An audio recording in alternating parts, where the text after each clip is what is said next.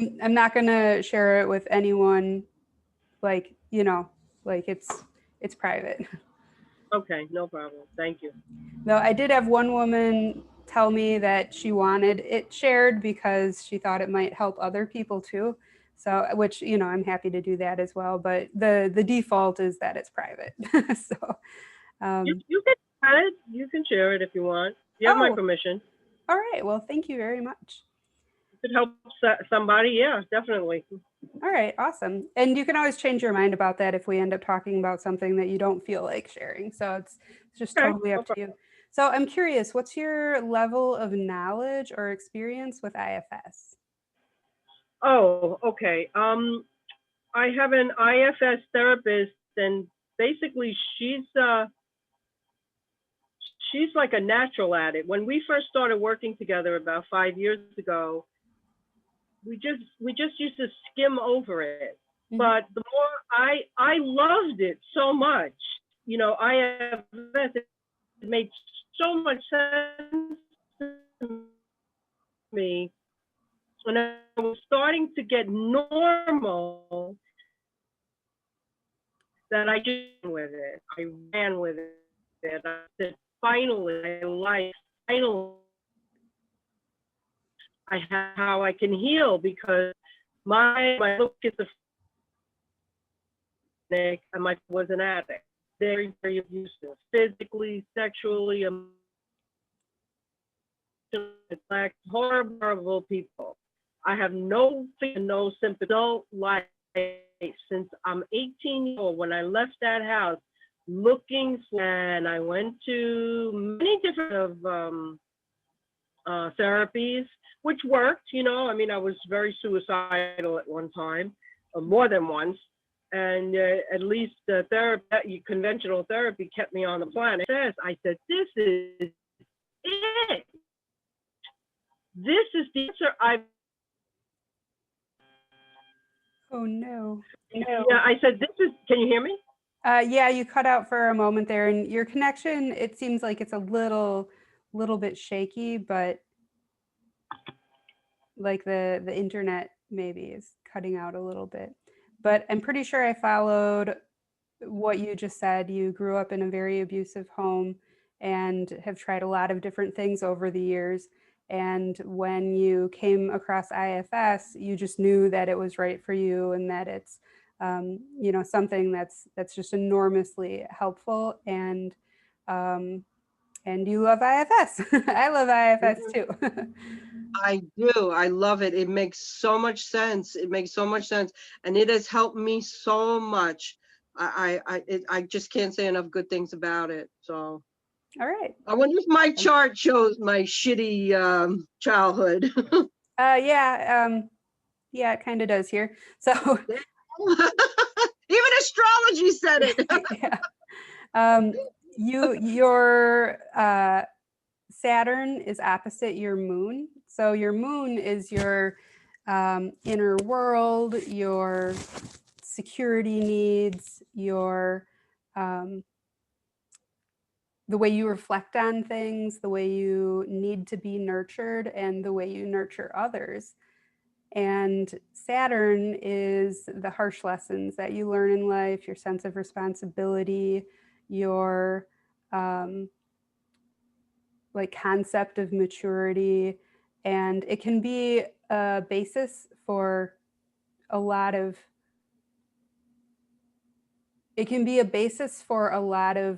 growth and maturity and wisdom and success later in life, but it tends to be, painful, and there are restrictions and delays and challenges that it presents earlier in life. So having a challenging aspect between your moon and Saturn means that, it's been a challenge for Yep. you. And Saturn represents the father in the chart too, typically, or authority figures, if nothing else. So having Saturn opposite your moon means that you probably didn't feel um, like, well, what I was going to say, and I kind of held back, You probably didn't feel safe with your father. Yes, you're right. I didn't feel safe with him or my mother. My Yeah. father was horrible. My father was he was a very sick individual. He really was. He even till the day he died. He died a few years ago. He never changed. Yeah. So you have Neptune conjunct Saturn, and that can mean mental health issues or addictions related to your father. And Neptune is in your fourth house. So anytime I see fourth house placements, my mind sort of just like automatically goes to trauma. And I don't want to say that it necessarily means a traumatic childhood. And I had a traumatic childhood without having any fourth house placements. So, you know, it's not like a really simple, simple correlation that's just always, you know, that's what it is. But that's like my initial thought whenever I see, especially difficult aspects or placements in the fourth house. Um, Right. and the mother is represented by the moon in the chart. So them being opposite each other may have indicated a difficult relationship between the two of them as well. Yeah. So having both of them in houses that are intercepted. All right, so this gets a little bit complicated, but do you see how there's numbers along the center of the circle here? Yeah. They're called houses, and each house represents a different area of life. And the idea is that if there are houses that, okay, so houses are in signs. So, like, your first house is in Cancer, your second house is in Leo, your third house is in um, Virgo, and your fourth house is also in Virgo. Your fifth house is in Libra, and you see how there's nothing in this sign? This is Scorpio. There's nothing in Scorpio here. Okay.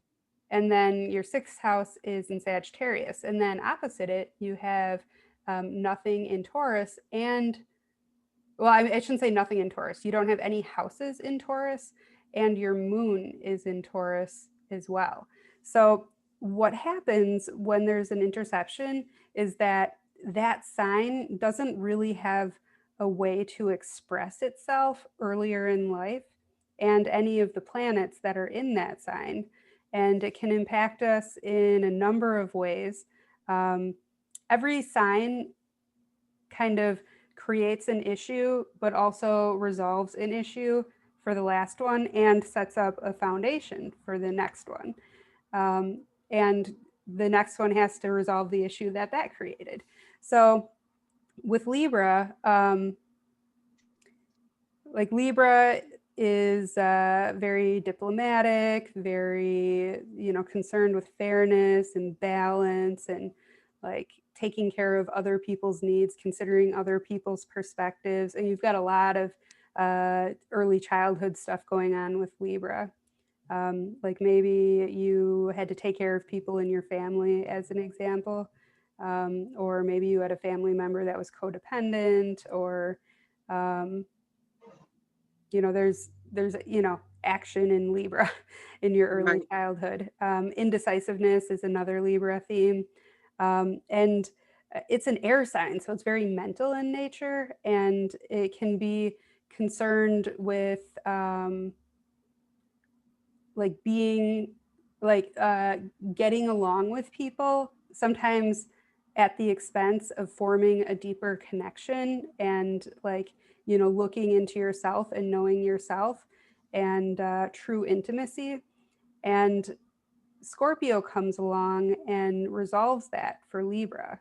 So Scorpio is all about that, the depth and the intensity, and it's a water sign, so it's about feelings, and it's fixed feelings, fixed water. So it's all about those deep emotional connections and you know, looking inside yourself, getting to know yourself, looking inside others, getting to know others, and you know, really bonding and merging with people. And having that intercepted means that like that issue with Libra isn't getting resolved earlier in life, and then the foundation of, you know, depth and, you know, really looking into yourself and, you know, facing those shadows and hard truths doesn't get resolved or doesn't happen to lay the foundation for Sagittarius to come in and lighten things up and look for the meaning of all of it. Like Sagittarius is all about finding the meaning. So, it is a challenge in itself. What happens with an interception is because we don't have a good place to express it, like you probably weren't allowed to express the dark things that were going on inside you when you were younger. So when that happens, that gets internalized. So you weren't showing it, but you were sure feeling it. And then it gets intensified, because anytime we just totally internalize something, it becomes intensified. And then what ends up happening is that later in life, it comes out like a diamond from being under that pressure that whole time. So you might not have, you know, been, you know, really open to forming deep connections and exploring yourself very deeply, you know, looking at the dark things inside yourself that you don't want to see, expressing those things, and you know, just deep diving into, you know, any emotionally potentially uncomfortable subject. Like it might not have been easy to go to those depths earlier in life, but then once you start, you know, really really have a, like I said, it's like a diamond from being under all that pressure, really like solid expression of it once you're able to express it. So Makes that's sense. It makes sense. all right. So that's half of the interception. The other half is Taurus. Now, Taurus is all about light pleasures, like simple pleasures in life, you know, sensory stuff, just the types of things that you like what's your favorite kind of salad, you know, or you know, do you prefer a, you know, plush blanket, or do you like a down comforter, you know, just those types of preferences, and just awareness of the types of things that you like and an ability to just enjoy those things. It's also very much related to our stability, our, like in the practical world, in the you know, the like the physical and well, practical world. And your moon, so okay, if your birth time is a little bit off, you may actually have an Aries moon instead of a Taurus moon. And sometimes hospitals don't record it perfectly either. Um, so if this doesn't resonate, we can look at Aries moon, but if it does, then that's awesome. So having this Taurus moon means that in order for you to have a sense of comfort and safety in life, you need a certain amount of stability and security. You like to go slowly. The theme with Taurus is very much slow and steady wins the race. And the idea is that Taurus can, like, because Taurus knows what Taurus likes and wants, there's just this like steady, like very self-assured, steady pace towards like having that kind of lifestyle, because there's just this certainty about it. You know, it's just this calm, steady, like focused, like this is just what I like, this is how I live. And then, you know, the result is having that, you know, more of that kind of lifestyle.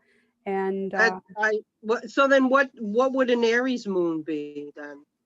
so an Aries moon would be like, I need to act now. I need to do things now. I'm going to fight if somebody presses my buttons. I don't feel comfortable with indecision. I need to, you know, just, you know, figure out what I'm doing and then do the thing. And it's okay if I, get a little bit roughed up in the process, because I'm resilient and I can handle it, and I will just start over again and, do more, go in a different direction. I can always start again. And it can be a very enthusiastic sign too. Like Aries is the spark of life. It's the simplest of all of the signs. It's the first sign in the zodiac, and it's all about just like going out and meeting challenges and like doing things, going. um, like Aries kind of likes competition, and isn't comfortable without having some kind of like challenge that it's testing its strength against. It's, I don't know. I'm sorry, my cat is in the way. That's okay. I love to fight. I love it. No, if somebody like goes past my boundaries, or I have to stick up for myself, I take no prisoners. Take no prisoners. I fight and fight and fight. And that's the way I had to be. I mean, I'm not really Yeah. like that now, unless I have to be, which happens occasionally. People how people are. If they could take advantage of you, they will, depending on the situation. But I have no problems fighting. I have no problem saying what I have to say. And if my back is against the wall, believe me, I've won some incredible challenges in court, in my life. Sometimes when that happens, I'm like astounded. I'm like, how did I do that? How the hell did I do that? But I don't know. Maybe you're right. Maybe it is an Aries moon. So you wouldn't have needed to have been born all that much earlier in order for it to be an Aries moon. Like, man, it's only here. I'm going to make it just like 10 minutes earlier and see if that does it. Not quite. Man, if we go too much earlier, it's going to be that you were born on the previous day, though. So You never know. I mean, when I was born in a naval hospital, and it was like those kind of things. They were like not normal, yeah. Like a hospital, a regular hospital that you go to. It's a military hospital, because my father was in the Navy at the time. So I'll tell you the truth, I wouldn't be a bit surprised if it was wrong. I really wouldn't.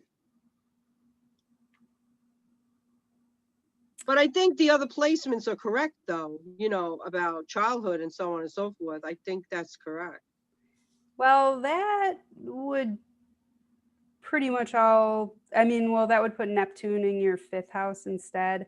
But I have to go to the day before in order to push your moon back into Aries. So I think it probably is Taurus. Like, maybe they didn't do a lot of births, but I would hope they would at least take note, like, well, is this child's birthday today, or like, what day is it even today? Like, what is this person's birthday? I would hope that they would at least get that right.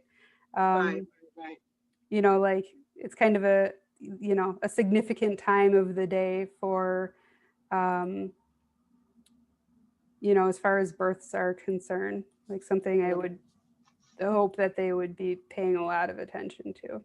Yeah. So why don't Who we knows? I've had such a weird life. I wouldn't be surprised what it is, really. Yeah. So, okay, the natural ruler of the 1st house, because each of the signs rules a different house naturally, and the natural ruler of the 1st house is Aries, and you have Uranus in the 1st house, and Uranus is how we fight for our freedom, and how we're in a revolutionary and an individual, and we can be kind of chaotic, and we can be a little bit, um, erratic and, well, just these themes, themes of chaos and revolution.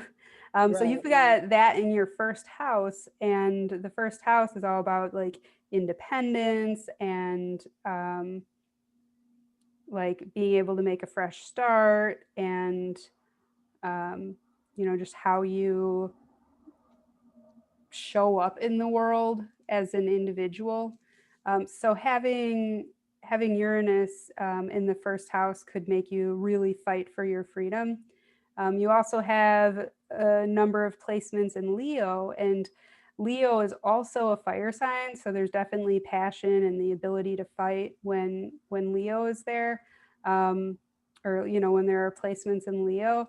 But those placements in Leo, it's going to be more related to image potentially, like if somebody is um, looking down on you or being disrespectful or um, trying to tell you who you are or how you should express yourself, or like Leo is can be very like principled. So like if something goes against your principles, there can be some fight there too. And then Mars is the planet that rules.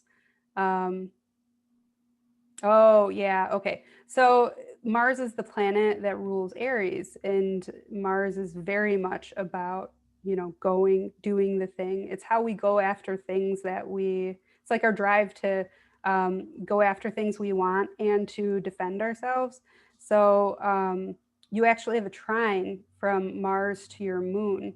So they actively support each other. So you get a sense of stability and safety from being able to fight for yourself. And it's in the third house, which means that this probably developed either in elementary school or with like kids around your neighborhood, and or your siblings. It's your like early social interactions as a child that kind of um, we're just like I said, your early experiences in childhood with socializing and interacting, but also your ability to learn and acquire knowledge and communicate. So having Mars in the third house means that your like way of fighting is probably going to be pretty verbal in nature, but also very practical and detail oriented because it's in Virgo. So Virgo is can be very detail oriented, very practical, very perfectionistic, very surface oriented too. So you might be somebody who defends other people really well too, not just yourself. Like that ability to fight is something that you may use as a way of being of service to other people. Um, and and when your moon feels threatened, when it feels like your sense of stability is in question, or your like the things that you value are under threat, then that Mercury is going to come right out and fight for that inner stability and safety. And maybe you even defended your mom a little bit when you were a kid too. That's a possibility. And then um, at the same time, when you do fight or when you do go for things that you want, or like Mars in the third could be really great with acquiring knowledge. Like you might like to like learn new things. So when you do that, it contributes to your sense of like inner stability and safety, and gives you a sense of comfort. Yeah, So so far everything you're saying is right. Everything is right. It's unbelievable. awesome. Um, so The idea of these sessions, so okay, I'm an astrologer, I'm not a therapist, I'm not IFS trained, but I do a great deal of work with my own system, and I feel I have um, pretty strong access to self generally, and I know when I don't. Like some people don't even realize that they don't, but I at least have the awareness of when I don't, and so this basically what I'm doing, the reason I'm doing these sessions is because I have a concept about how IFS and astrology can be combined. Um, and we can use our charts for parts mapping. So what I would like to explore, if it feels right to you and feels comfortable to you, is whether these placements that I'm describing are reflections of parts of you, either parts Okay. you've already met, or maybe you never even realized that it was a part before, but you're like, yeah, I identify with that. That definitely, sounds like a part of me. And then self isn't anywhere in this chart. Self is connected to the entire thing, and it's kind of outside of astrological planets and placements. So all of everything in the chart, this is all parts of you, and also reflections of different experiences that you've had. So if you can identify with a part, or like a planet or placement in your chart, that means that that's a part of you. So I'm curious if any of the things that I've described so far like really ring a bell in terms of like reminding you of parts that you've already met. Yes. The learning part, Mm-hmm. I just love to learn. I love it, love it. I do it all. Every day I'm reading or learning something. I love it. That's absolutely true. The fight, yes, I'm an excellent fighter. I always have been for a long, long, long time. I had to learn to be that way. Um, um, what was the other thing you said? The moon, like being very, like in my head, a lot of thinking, thoughts. Uh, I communicate very well in writing and speaking. Mm-hmm. I belong to, I don't know if you ever heard of them, Toastmasters Club. Yeah. Yeah, How I've fun. joined them. Yeah, they're great. I love them. They taught me how to speak, how to do speeches, which I love. I absolutely love. I'm also an artist, and with IFS, I was always an artist, but with IFS, it really started to bloom. What are some of the other ones that you mentioned? Well, there's that part that's the revolutionary, and maybe a Oh yeah, rebel and for fights for freedom, freedom. Yep. the part about freedom, And absolutely, independence. absolutely. I will And not give up. My freedom is number one, man. Don't even ask me yeah. to do something that I don't agree with. I'm not going to do it. I mean, my freedom is so important, so important. You know. Um, as far as caregiving, like, um, well, with my kids, yeah, I still am caregiving, I think, you Yeah. know, if you're in my world, I'm taking, if I can help you, I will. Um, I've had lots of animals too. I only have 2 cats left, but I've had lots of animals. Love taking care of them. Feed the birds in the morning, like that kind of thing, the wild birds. Um, yeah, I'm very, very into that. And I have a blog about trauma and recovery, which is very small, but it focuses on how can I say this? Like not only being aware of your mental health, but it helps other people. Mm. You know what I mean? It Yeah. helps other people. And that's the whole idea. If even when I do like speeches and stuff, it's about mental health. It's all about Yeah. recovery. My entire adult life has been about recovery, Yeah. from trauma. And that helps other people Plus, I've done a lot of volunteering, you know, here and there. When my kids were little, I did more of it. I was volunteering at this recycling place, you know, until COVID happened. Yeah. I did that. What else? I used to volunteer years and years ago at the food pantry. We have a food pantry over here. I did that for years. What else? At my kids' school. In Toastmasters, everything is volunteer. You know, I mean, well, not really volunteer. You do pay for your dues, but still, everything is really volunteer. And I like that. I like volunteering. As a matter of fact, I just asked for a class to be brought, a drumming class, a drumming and dancing class, to be brought into the YMCA. And I said, I'll volunteer, you know, to help put it together, because I don't mind doing that. So that's correct. What else?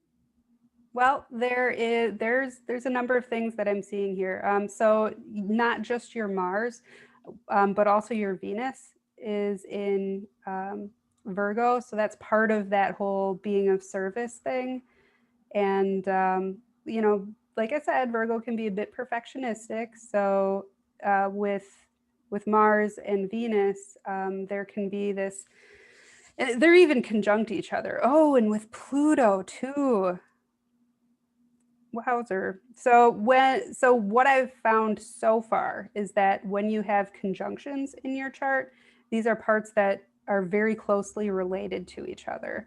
I have a few that, so I've got 3 that are real close together in Aries, and they're not like super directly related to each other, but like in my system, they kind of like hang out together and are very similar to each other. They like have different roles, but they and like different agendas, but they like have, you know, there's similarities between them. They're friends. They're friends. Yeah, yeah. They're buddies. You know, they hang out together.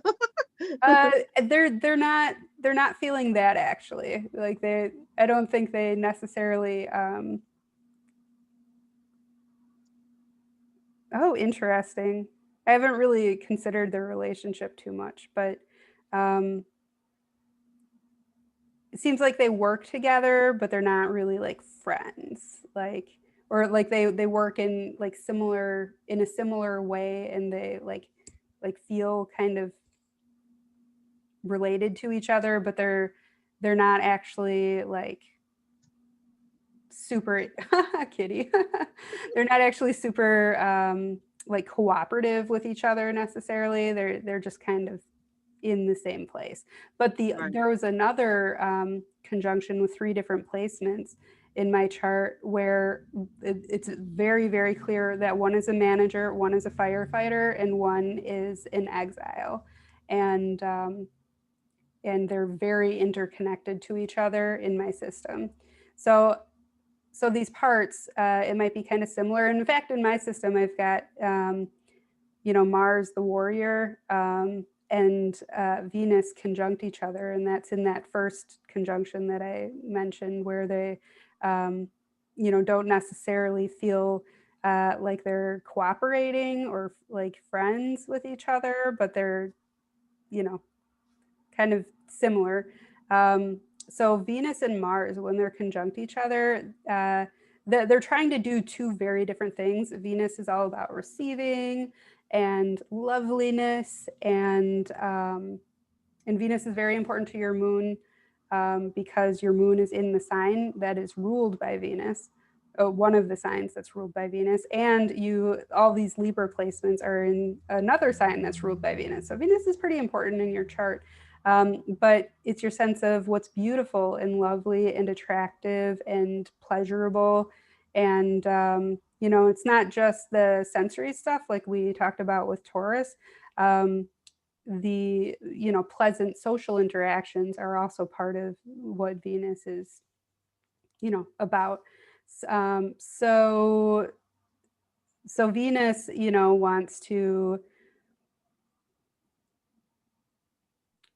more receive and, just, know what she values and like allow it to come to her. And Mars is about going out, going after things. So having them together is a little bit unnatural because, Venus wants to be like smooth and, lots of social grace and lots of, focus on beauty and, just the pleasurable things in life. And Mars just wants to go for things and, fight and compete and, stand up for, yourself or other people and that kind of thing. So they're actually in different houses. So Venus is more related to like your stuff. So having Venus in Virgo in the second house means that you're probably kind of perfectionistic about your stuff. You want it a certain way. And if it's not that way, you're not happy with it. And also having a sense of being service oriented with that Virgo placement means that you want things to be a certain way, but you also try to like help others and sometimes like give of your own stuff if you think it might like be of service to them somehow. So it could make you a bit giving. However, Pluto is also in this conjunction, and Pluto is all about, so Pluto rules Scorpio. So all those themes that we talked about with Scorpio are going to apply to Pluto as well. So we're talking about privacy and secrecy and obsession, intensity, looking into the depths of things instead of just being satisfied with what's on the surface. And there can be a concern about being controlled or a desire to control situations or control others. So having this in the second house, and this is also our drive to transform as well. So having this in our second house means that we might be a little bit secretive about our, what kind of stuff we have and about our finances with other people. That's something that's very private, and we can experience enormous transformations in life related to our finances and our material possessions and our like values in terms of like what types of things we like and don't like. So having that conjunct Venus and Mars could, this is a very interesting conjunction here. These are very dissimilar energies that are all together here. So having Pluto conjunct Venus could make you obsessive about people or about things that you find beautiful, because Venus is about how we relate to people too, how we show them that we value them. So having Pluto conjunct Venus could mean that you would have these like secret crushes on people possibly, or like very, very intense ones at that. That's true. That's true. And then having Mars there would mean that you would feel the need to act on these without Right. being direct about what you're feeling or what your intentions are in the situation. So there'd be like all this like restless energy trying to move forward with things, but also like secrecy about how you're doing it. And that all of these three, the three I was just talking about, Pluto, Venus, and Mars, all trine your moon. So your moon has a lot of aspects here. So they're going to have a really, really direct impact on your inner world and how comfortable you feel. And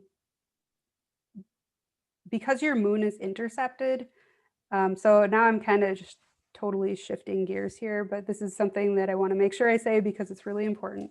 Because your moon is intercepted, it's something that you would probably have a lot of trouble expressing earlier in life. So your emotions, expressing your emotions may have been something very, very difficult for you to do. And if you did try to express them, they just like wouldn't land anywhere. Like there's nowhere for them to land. You're right. So what ends up happening is eventually we're able to get there, but we have to do it by going through the sign before it. So it's like a room inside of a room. We have to go through the first room to get to the second room. And it's happening in the 11th house. So the 11th house is going to be social networks of like-minded people. Toastmasters is a very good example of an 11th house activity. And just our general like friend groups, like, you know, not our like, you know, best friends, but just, you know, the group of friends. And having so also like associations of like-minded people who like might be trying to make a difference in the world, like you're the volunteering you're doing at the recycling or we're doing, like that is another really, really, really excellent example of an 11th house activity. So so in order to get to your moon and to find the emotional expression that you never could find when you were younger, at some point you either have or will, it sounds like maybe you already have gotten to that point by focusing on Aries expression in your 11th house. So Aries with the 11th house means that you're like vivacious and like spontaneous and enthusiastic about these types of activities that we're talking about, these 11th house themes. And in doing that, you know, in going through Aries, to get to Taurus, you find a sense of stability, and these groups that you're talking about are a really major sense of safety and security in your life. They're very important to your inner world and to your you know, just generally feeling okay. And when your moon is happy, it benefits Pluto and Venus and Mars as well. So, so that's a pretty important thing to you, to, you know, to be out there and doing that kind of stuff. Wow, that's absolutely right. I really, you know, I feel so happy when I go to like Toastmasters. Oh, and before COVID, I was in this fantastic writing class. Now we just do stuff online, but I mean, I loved it. I loved it. I loved the, you know, the recycling place. It really, really makes me happy. So the Toastmasters has the online meetings, and I love it. I just love Yeah. it. So yeah, you're right. You're absolutely right. I'm very happy for you that you have found these groups that give you such a sense of it sounds like satisfaction and happiness and safety and security. And Yeah, thank you you. Thank you. and you probably feel more like yourself when you're able to participate in that sort of thing. Yes, absolutely. That's wonderful. Absolutely. I'm so happy for you. Mhm. You know, by doing that, I got in touch with my self energy, you know, like the IFS self energy. Yeah. It was weird because I never, ever, ever really liked being around too many people because of my trauma background. Hmm. But once I started, and the decision was just organic Yeah. from IFS, doing IFS work. My decisions to join Toastmasters was organic. Yeah. So join the writing club, organic. To join the recycling thing, organic. These Yeah. are just things that I automatically did organically from IFS. I never would have thought of that before. Yeah, You that know, this has very, very much been my experience as well. as my parts became unburdened, and I'd ask them, what do you want to do now? They'd say things like, well, I want to paint, I want to draw, I want to sculpt, I want to play, you know. One of the results of trauma is losing the ability to play. And as each of these parts becomes unburdened, this ability to play and create and express is rediscovered. So so what you're saying is just absolutely resonating with me. I totally get it. So, okay, with having how would you mind checking in with your parts a little bit and just seeing if they're comfortable with going towards, well, okay, hold on. That doesn't feel right. All right, what feels right is to talk about Jupiter. So Jupiter is in the 12th house. And this was I'm not sure why I didn't start here. I guess we started chatting and I just kind of flowed with the conversation. But I always take note of what catches my eye first when I look at a chart. And in this case, it was actually your Jupiter. So Jupiter is our sense of expansiveness and optimism and faith. It's our worldview. It's our drive to like understand life, like how does life work, you know.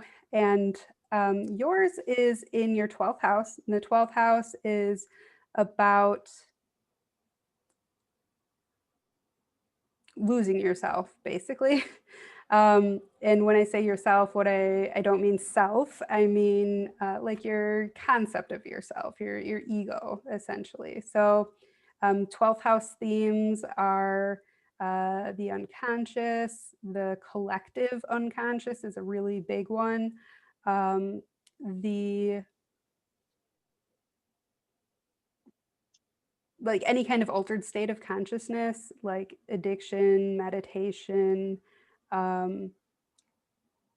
just like substances in general that, you know, make us experience other things, even like dreams and daydreams and fiction, any kind of escapism. And this is also spiritual surrender.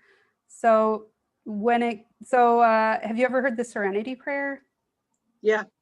Okay, so the part of the Serenity Prayer that says, you know, God grant me the serenity to accept the things I cannot change, that is 12th house and Pisces and Neptune.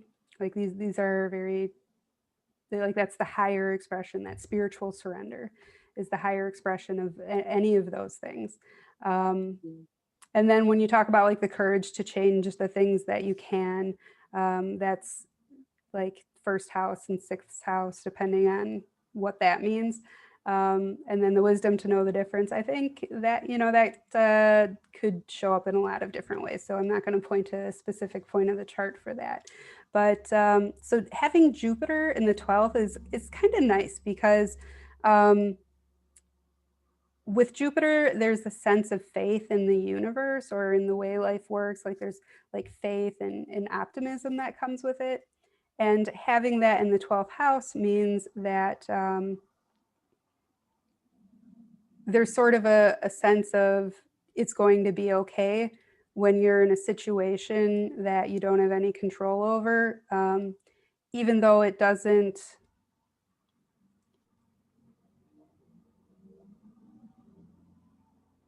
All right, so I'm going to back it up for just a moment. There's actually a few different possible expressions of this. So that would be one of them. That having that optimism and faith in the universe or in your higher power or in self, even when you don't have like a conscious understanding of a situation, or even when you don't know what's going to happen. So it's in Gemini. So I think this is kind of a cool placement because the possible like higher expression of this is going to be that, so Gemini is very focused on gathering information and learning things and curiosity. So this placement would give you an opportunity to get a lot of intuition, like intuitive knowing about like information that comes to you like either through your higher power or like your spiritual belief system or just connection with the collective unconscious, like visions, the dreams you have at night, that sort of thing. So that's going to be the higher expression of it. There are a couple possible lower expressions of this placement. When it comes to Jupiter, we can really go overboard if we're not, kind of careful about it. And addiction is one of the themes of the 12th house. So one of the possible expressions of Jupiter in the 12th house would be like going way overboard with substances. So that's another possibility. And then another possibility is being overly optimistic in a way that that kind of isn't grounded in reality, like kind of like wishful Well, thinking. thankfully, I don't have any substance abuse problems. Thankfully, I never really did. I never wanted to give up, control of myself. Yeah. There was a period just at like 2 years, I think, that I drug experimented, like 15, 16 years old, like that. Mhm. But it really Pretty wasn't typical. for me. I didn't like it at all. Yeah. But as far as the higher thing, I cannot tell you how many religions I've been in. I've been in many different religions. I have meditated for the past 15 years. Actually, my meditation really has changed. It morphs, Yeah. it like morphs. So I just go with it. I don't Awesome. question it. Yeah. Like about 15 years ago, I started with this Indian group, the Brahma Kumaris, and we did serious meditation. I did that for like 5 years. Mm. And then all of a sudden, you talk about intuition, it was scary. I was about to give my life over to this religion, right? Yeah. And for some reason, something kicked in and said, nope, you have to go to a Buddhist temple. I said, okay. And I was scared. I was scared. I didn't, I didn't know what the heck was going on. Anyway, right away, I found a Buddhist temple that I stayed with them for 5 years. And then they kind of changed. And I found another Buddhist temple for another 5 years. Joy, let me tell you something. I had another thing. There's something inside me that tells me when to move. It said to me, you have to stop going here. You have to stop. Now I fought it. I said, no, I don't want to do that, blah, blah, blah, blah, blah, blah, blah, blah, blah. And I dragged it out for a long time until about like October, like September, October. Well, with COVID, it was closed for a long time. But then I went back and I said, what am I doing here? I'm like, finish the cycle with this.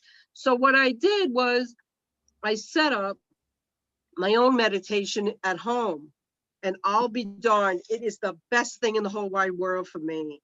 So I've had those things throughout my life. And, sometimes I would fight them. Sometimes I really go with them. Now at this point, I've been doing this for a long time. If something tells me something, I try it. If it doesn't work, fine, it doesn't work. But when it does work, it's magnificent. So yes, I always looked for that higher power outside of me. So the conclusion that I came to for myself, I don't know if anybody's going to agree with me, but to me, my higher power is my self energy. It is not outside of me, right? I can't even think about that anymore. It just doesn't work for me. I mean, there are definitely energies in this world and deities, and what do you call that? archetypes, that you can tap into, which I do all the time because I love that kind of thing, magic and things like that. I love it. So it's not a god, it's an energy, so the higher power that works for me the best is my own self energy. And I'll be honest with you, I didn't even know what it was until I started doing IFS. Really. And I didn't have clarity of my own self energy until these past like 6 months or something like that. Oh, Because congratulations. thank you. Because all along I was uncovering exiled parts, the ones that were very, very hurt. And, of course, they're firefighters and they're managers, the usual thing. But I feel in my work with IFS, I'm definitely not in touch with my self energy enough. I still have stuff. But as far as this is concerned, like the spirit, the spirituality part, the most spiritual, what would you call it? The most spiritual higher power, I'll say, for lack of a better word, the most spiritual higher power that I have is my own self energy and my own intuition. So yes, that's absolutely right. So being in Gemini means that there's a curiosity for these subjects, a very, Yes. very expansive curiosity, and also an ability, like you said, to like explore something and learn about it, and then move on to something else. It's not a placement that's going to get stuck on one religion forever. Right. Religions are the finger pointing to the moon, right? Any kind of words, like Rumi says, silence is the language of God, everything else is a poor translation. That's right. That's right. Absolutely right. I love mysticism. I identified as a mystic for a while, which is kind of an oxymoron of a statement. It's kind of like self-contradictory, but now I'm at a point that I guess I'm more grounded and a little bit more, I'm just not as focused on it anymore, I guess. And, life moves in phases. I kind of got to a point with my spirituality where it was like, I knew everything's one. I was very familiar with the experience of oneness, and I wasn't judging anything anymore. And it almost didn't seem like there was a point in being alive anymore, because it's like, well, everything's perfect exactly the way it is, and I don't need to fix myself, and I don't need to do anything. I don't even need to be alive. Like, I was at peace with death. I'm like, why, like, what's the point in doing anything anymore? Like, I don't know. Like, I sort of like reached this point where I was kind of laughing about it, because it took me so long, so long, and so much pain and struggle to get there. And then when I did, I realized I had always been perfect, and I didn't need to fix myself at any point. And it was okay that I was in pain, and it was okay that I was suffering and struggling. And once I got to that point, I was like, wow, it's such a joke, because I didn't actually need to do any of this. Like, I was fine the way I was, but it just is. So then at that point, I'm like, okay, well, I don't have to do any of this anymore, but I'm still here. Like, why am I here? And I kind of got into this mindset of, well, I'm here to experience. It's kind of a game at this point, and might as well just fully immerse myself in the game, and just go ahead and just live my life. And whatever happens with that happens with that. And I really can't go wrong. But it's like, have you ever seen like a performance of like kids dancing, and there's that one kid that's just getting really into it, And Yeah.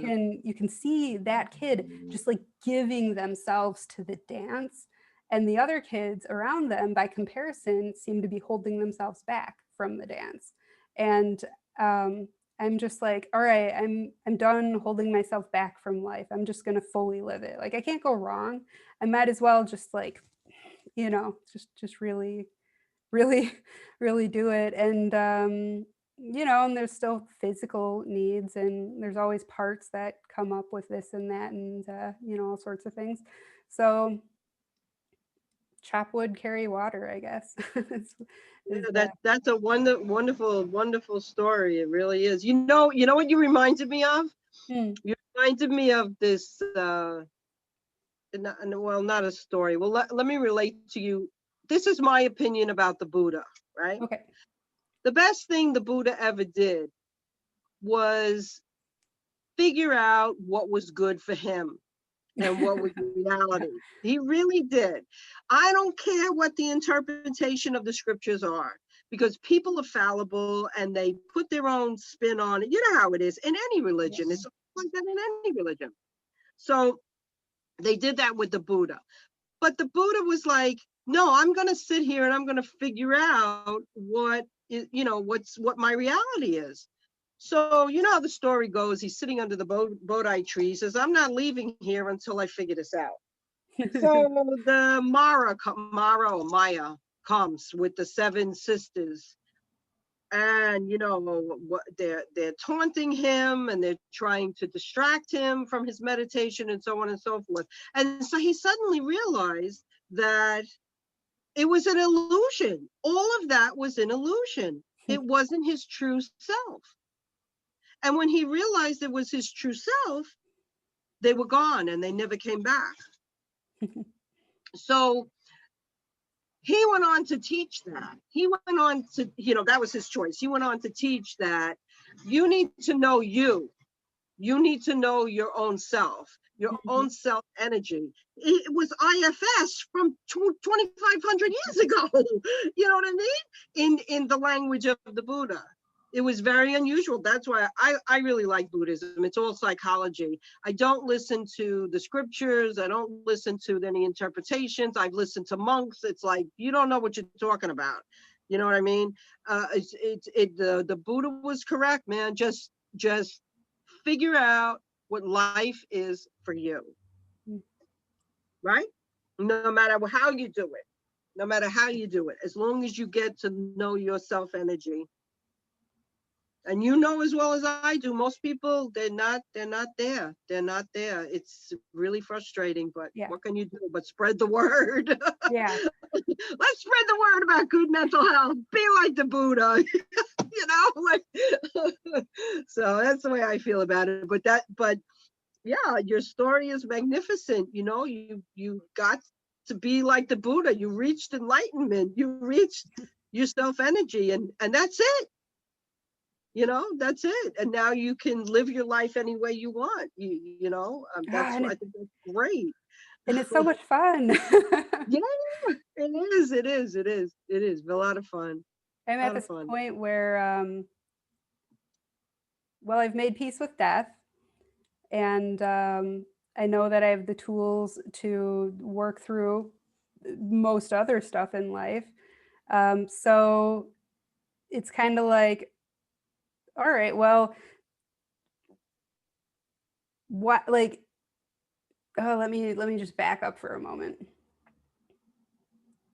I essentially figure that I'm just gonna be really authentic and genuine and just totally be myself and do whatever feels right to me, regardless of what the rest of the world says or how things look. Like if something feels right, that's what I do. It's I've got my inner compass, and just kind of flow with it. Like I don't even need a strategy. Like there's no such thing as going off course in life. So being at this point now, I'm able to uh, let my like true self shine much more than I ever have in the past. And we're all like different manifestations of self, essentially, I think.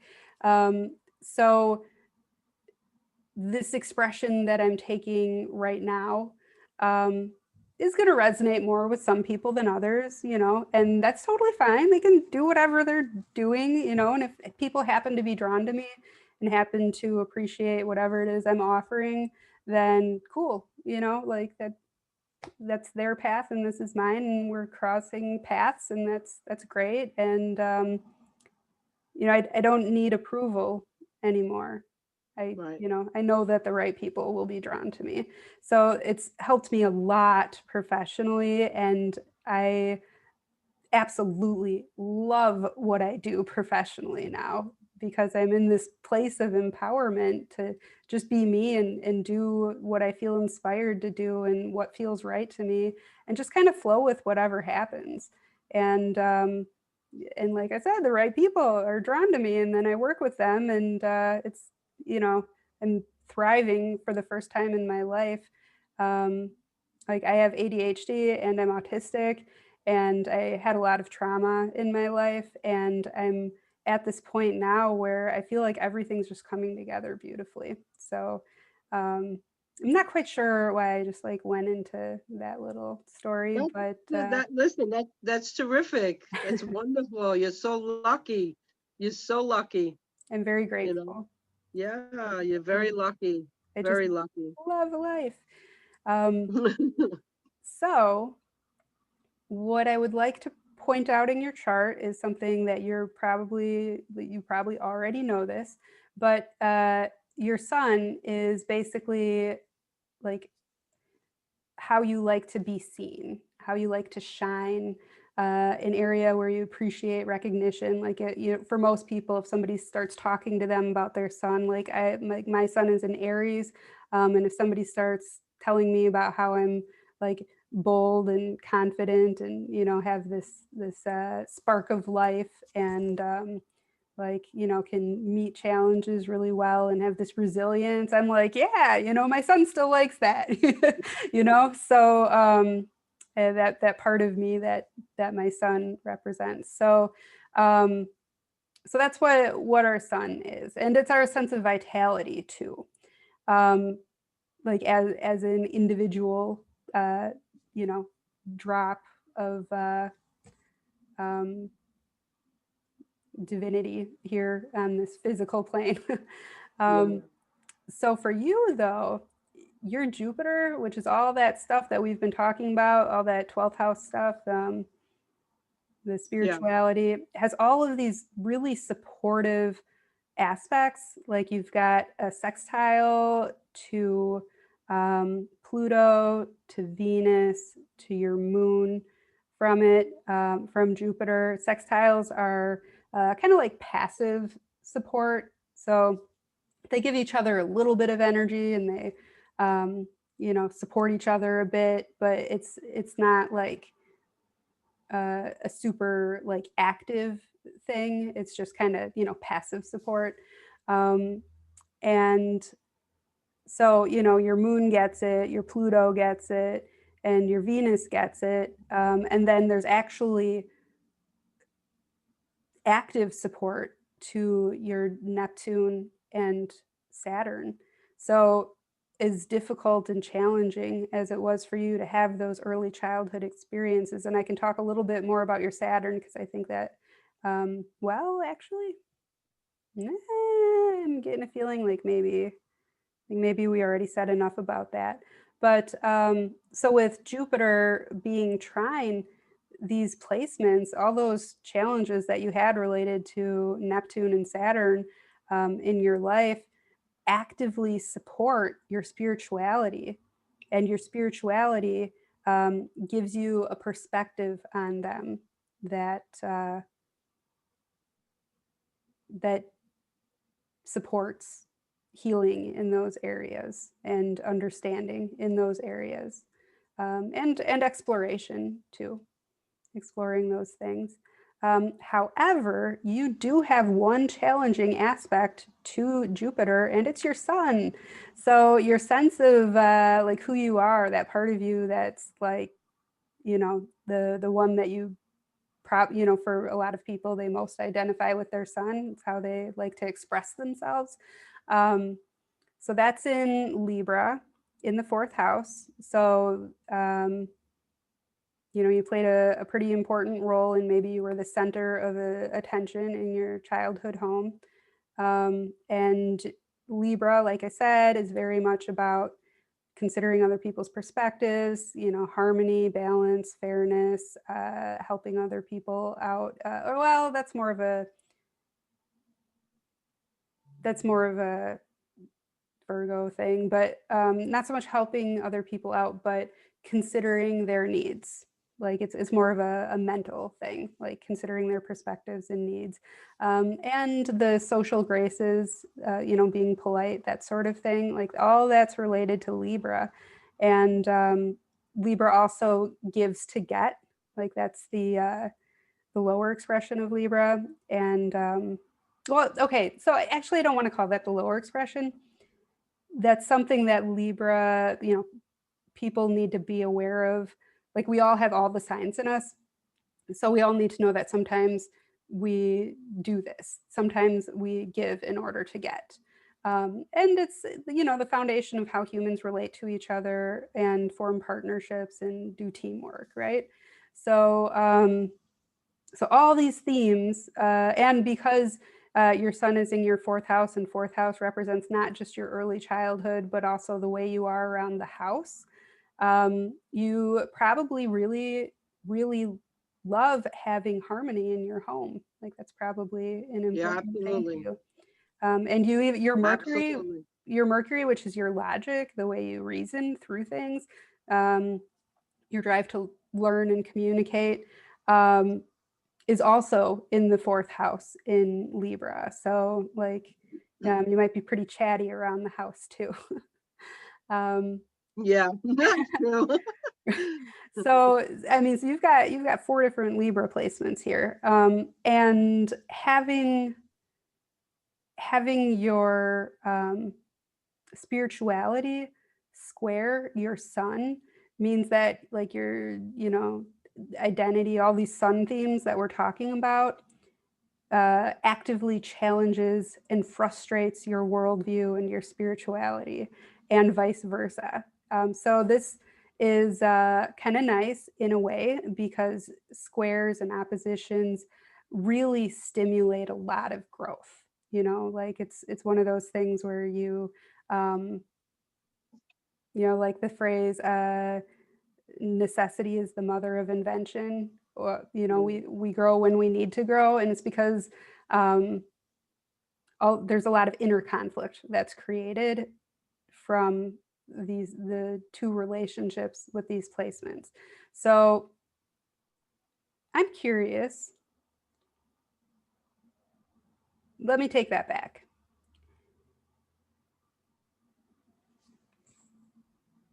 If it feels right to you, it might be worthwhile to take this concept from astrology, from your chart, and just explore a little bit inside yourself and see if you can meet the parts that are in this relationship of challenge and frustration and conflict with each other. And just listen to them, hear them out, and see what they have to say. Yeah, it's funny. I always feel that, how can I say? I told my therapist this. I said, I feel like I'm living the past, the present, and the future all at the same time. It's like I feel so scattered. It's like really hard for me to like really be focused on any kind of consistent basis. Not like I don't do things, I do, but in my mind, that, oh, sorry, come on, Juniper. In my mind, I feel like, I got a little exiled kid wanting to be heard.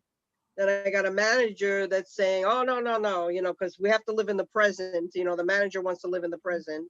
The exile is screaming for attention.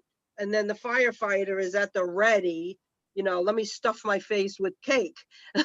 You know what I mean? Like that kind of, that's the way I feel a lot until I can get to some sort of unburdening, whatever that might be. You know, maybe there's a part coming up that, I don't know, needs to tell me its story, because and that's the way I feel. You see, with me, believe it or not, I had no memories before the age of 18. None. Wow. I believe it. Yeah. None. I cannot remember one meal. I don't remember one meal. I don't remember a birthday. I don't remember Christmas. Nothing, nothing, nothing. And I always knew that something was wrong. Yeah. You know, once I left, I mean, even when I was young, I knew something. I said, you know, what is this? So what it was the trauma was so intense that I disassociated for 18 years. Mm. That's pretty freaking serious. Yeah.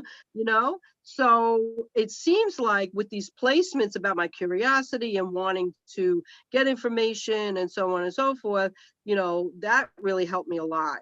I mean, it took me years to get where I am today. And I didn't start getting any memories back until I did IFS. I mean, seriously, IFS. And once I start just a little bit, you know, a memory here and a memory there. I still don't remember any meals. I don't remember Christmases. I don't remember birthdays, nothing. I don't remember going to school. And I know I went to school, you know, but um my firefighters, I guess, or would it be I think it's firefighters, they were like, oh no, we're going to disassociate, there's no way you're going to remember this, no way. Yeah. You know, so then when these little shitty memories come back, I'm like, thank you, you know, you protected me, and you know, we're not there anymore. You know, the whole IFS thing. Mm-hmm. But for me, it's very hard, very hard. But I keep at it. That's the thing. I just keep at it. I've kept at it since I was a kid. You know, the first psychology book I read was when I was 16 years old. Like I remember it was psycho-cybernetics. I didn't understand it then, and I still don't understand it. But I just kept going, kept going, kept going. You know, until I got to where I am here today. And Yeah. it makes perfect sense. The chart says the whole thing. But let me ask you something. What does the chart say anything about, like, you know, I don't know what the right word is, like the future, so to speak? Like, does it show recovery? Does it show any more growth or any abundance or like stuff like that? Well, I had previously mentioned with Pluto in the second house that having major transformations in the area of your personal finances is something that um, something that you can certainly do more naturally than a lot of people can because you have this placement. Whoa. So I would, okay, so how I use astrology is different than how a lot of other people use astrology. Like, people use it in a lot of different ways. The way I do it is to just try to become aware of patterns within myself and in my life, because it's like, as Carl Jung said, until you make the unconscious conscious, it will direct your life and you will call it fate. So I I like using astrology just for self exploration and becoming aware of my own patterns, and kind of putting things that have happened in my life into context. And I do like to see potential in the chart, but I don't actually use it for concrete predictions all that much compared to a lot of other people. Like, a lot of Vedic astrologers, for example, are very, very, very interested in concrete, oddly specific predictions. Like, if you have Venus in the seventh house, you love dairy. Like, just things like that. And I kind of get it, but it's just not how I see charts, not how I feel charts. Because I'm very, like, energetically sensitive, and every chart that I look at is an energetic pattern, and I feel the chart. And it's kind of interesting as I've been sitting here talking to you, there are certain placements that I know not to talk about. Like I can just energetically feel that it is not a time to explore these placements. Really? Oh my goodness. Almost like I don't have permission to go there. And I've been feeling that this whole time. And now you tell me that you have some protectors that are working very, very hard to keep you safe by keeping memories that you're not prepared to process yet from your conscious awareness. And I think that exploring some of these areas of your chart like could touch on things that you're just not there yet, and that's okay. Like we all repress stuff. It's a survival skill in life. Some people repress a lot more than others, but when it'll come up naturally when you're ready for it to come up, and we don't need to go digging. So basically this whole section of the house of the chart, from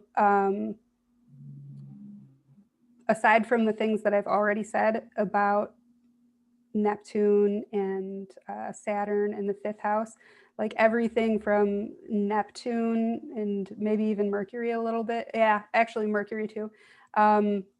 Neptune up through probably the cusp of the 10th house. Like it's just not, like I just have this sense that I don't have permission to talk about those things. It's just not okay. Wow. So That's amazing. Yeah. So there is some indication of a direction of growth for you in your life. But you'll get there when you get there. And obviously you're doing a lot right now to, oh man, I'm sorry. Oh, how many tabs do I have open here? Oh my goodness. This is, okay, it stopped. Ugh, I'm sorry.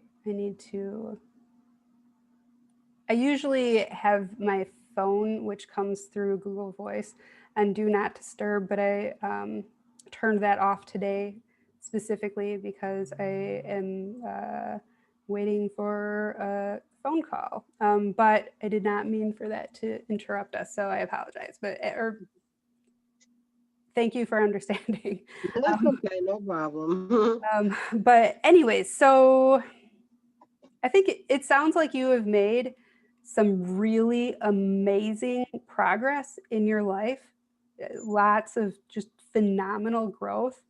And what I would recommend doing is kind of reflecting on the things that we talked about, and maybe watching the video again. And for each of these placements, explore, like just ask inside, is there a part of me that identifies with my Pluto? Do you have anything you want to tell me? If it feels right, I always say don't push through resistance when it comes to doing this kind of inner work, because if there's resistance there, there's a reason for it, and the resistance needs to be addressed before you do the thing, whatever it is, because parts always have a good point, I find. Whatever it is they're doing, like no matter how bizarre it seems that it might be related to that point, because parts, they're like little kids. They get ideas in their heads. Well, not all of them are like little kids. A lot of them are, though. They get ideas in their heads like, if I do this thing, then this will happen. And they're not always very rational, and that's okay. They're kids. I love them. But it's a system. It's not just a collection. It's a system. They're interconnected. And what happens with one impacts all of them to some extent, some more than others. So anytime there's resistance, I say just, don't push through it. Just be with the resistance. And, you can talk to that part about resistance. But I also recommend not digging for things. If there is something, which is actually a good point based on what I just said, if there's something that a part is ready to talk to you about, just being in self and just opening up, like, does anybody want to talk to me about anything? Then they'll come forward if they do. So rather than say, is there a part that identifies with Pluto? You could just, do some meditation, get into, get into self. And from that place of self-presence and, self-conscious, well, not self-consciousness, you know what I mean? Conscious embodiment of self. Just ask, is there any part that has anything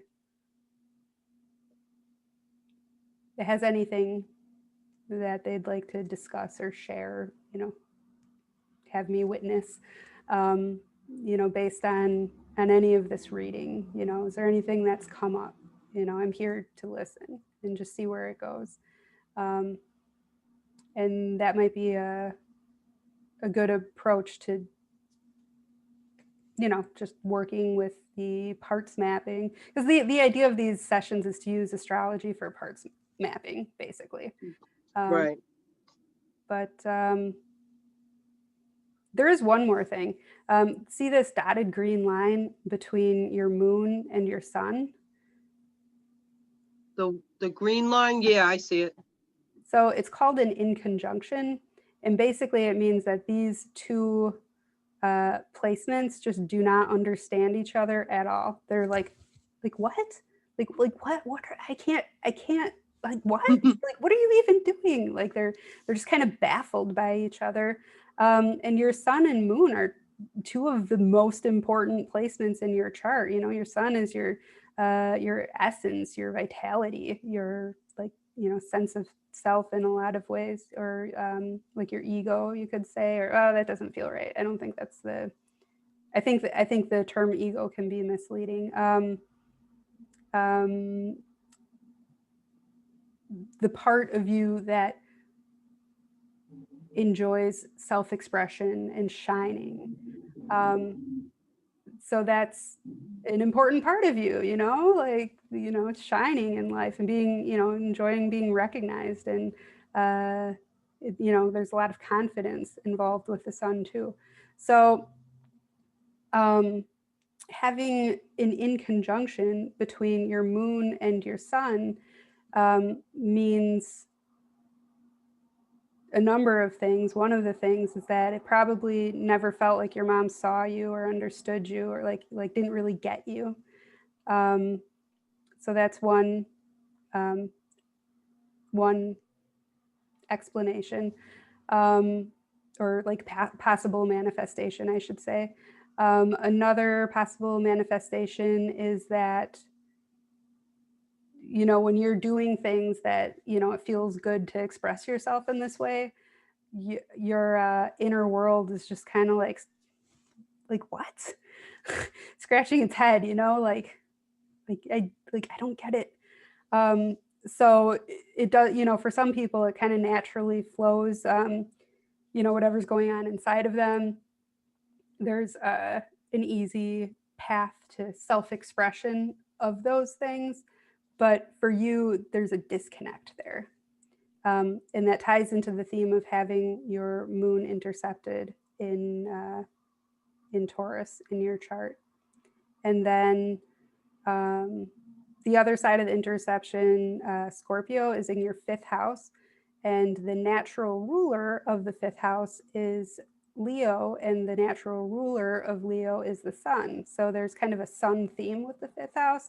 It's like the area of life is self-expression, or like creative self-expression. So performing, art, sometimes writing is like part of that. And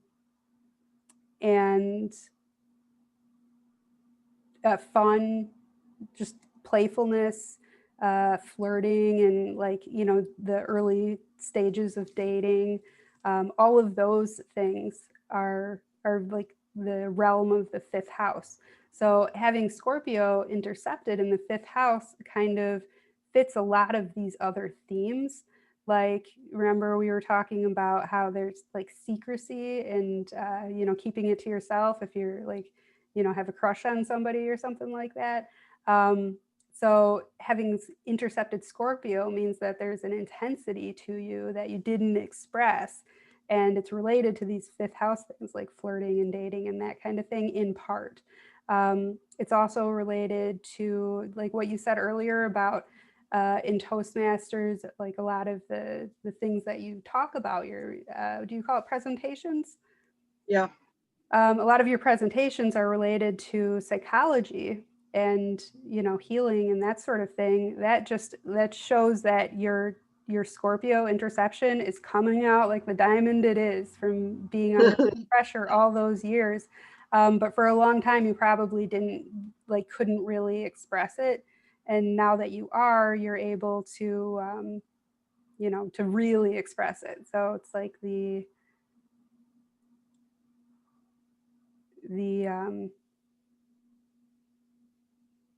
wow, I'm actually like really curious what that would look like, because when these interceptions come out, and when I say come out like a diamond, what I mean is that there's usually a very like strong, well-developed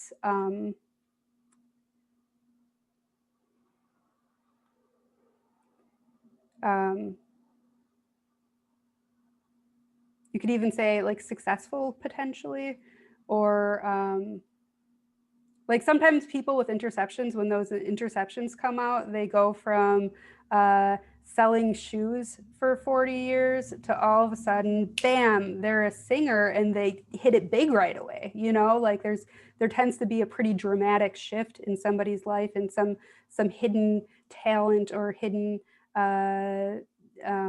success potential comes out all of a sudden.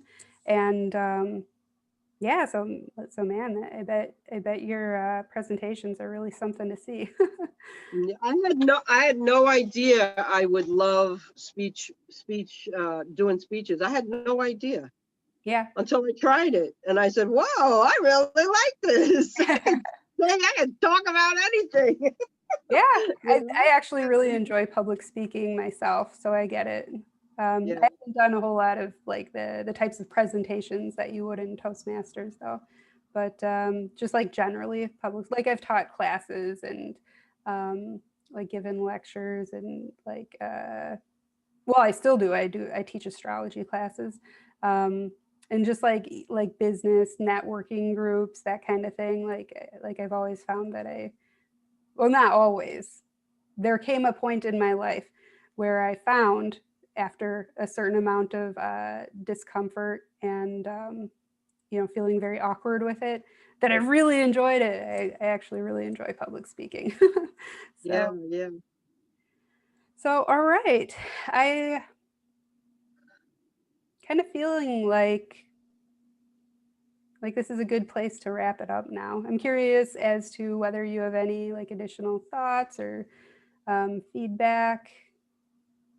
No, listen, I'm so thankful for your time and doing this chart. I know it's a lot of work, and it was enlightening. You explained a lot of things that make sense, and my therapist and I, we were just talking about mapping, and I couldn't do it. It's like I've sat down a bunch of times to try to do it, but for whatever reason, I just couldn't do it. But this makes so much sense. Awesome. So now I have a better idea, of how to do that. And I think that you are a very enlightened being. I really do. You're very generous, smart, kind, really wonderful. So I don't have any more questions at the moment. If there's anything else you need from me for your research, please let me know. I would actually really love it if you would follow up in, well, whatever amount of time feels right to you, after you've had a little bit of time to sleep on it, to process, and just see what else has clicked for you. I used to, well, I guess technically I haven't changed my website yet, but I have traditionally offered two types of readings: a live reading like this, where we're going through the chart together, and I typically just start in the first house and go around. But I also would offer just video readings or written readings where I do the same thing, but without that interaction face to face. And what I have found is that without the interactive quality with the reading, it's possible for me, very possible, to get into things that I shouldn't be getting into with that person at that time. And like I've had a client tell me that it was just too intense for her, and she's gonna just kind of like, she appreciated the reading, but she could only get a little ways into it, and she's just not ready for it, and we'll come back to it later. That never would have happened if we would have done it in person, of course, or not in person, but like live. I don't think she would have gotten the reading at all if that had been the case, like with this particular person. But and then I had another one kind of recently tell me that she like felt kind of, it sounded like she was describing like a freeze mode, or like being like kind of dissociated, sort of like lethargic and numb for a few weeks after her reading. And I thought, it's time to stop doing readings for people if I can't see them, because Right. Wow. yeah, That's serious. yeah, and it really puts it into perspective for me. So without even, and that was without even trying to like incorporate IFS at all into the reading, which I'm finding in these IFS parts mapping, these IFS informed sessions that I've been doing, that it's a lot less IFS and a lot more astrology, but that the IFS community seems to be really like it's just kind of flowing different. And I'm really loving it. Like, doing readings for the IFS community is essentially what I'm doing, or what I've been doing so far. So, so anyways, yeah, if you, if anything clicks with you, or, if you find that, I don't know, just any kind of feedback you have to offer after you've had a little bit of time to process, I would really appreciate that. I'm sure I'll have some questions for you, and I'll just text you. All right, sounds good. Yeah. Thank you very much. I appreciate you meeting with me and giving me the opportunity to read your chart. And it's been an honor to hear about your life and experiences. And I wish you all the best. It sounds like you're on a pretty miraculous path here. Thank you so much, Joy. Listen, I really appreciate what you've done. Really, this is great. Thank you so much. You're welcome. Well, have a good day. Or Okay. yeah. You too. We'll be in touch. Okay, We'll be sounds good. okay. Bye. Bye-bye. Bye-bye. Okay, so I just stopped the recording. And yeah, so thank you. Thank you so much. I appreciate it. You're welcome. Okay. Bye-bye. Bye.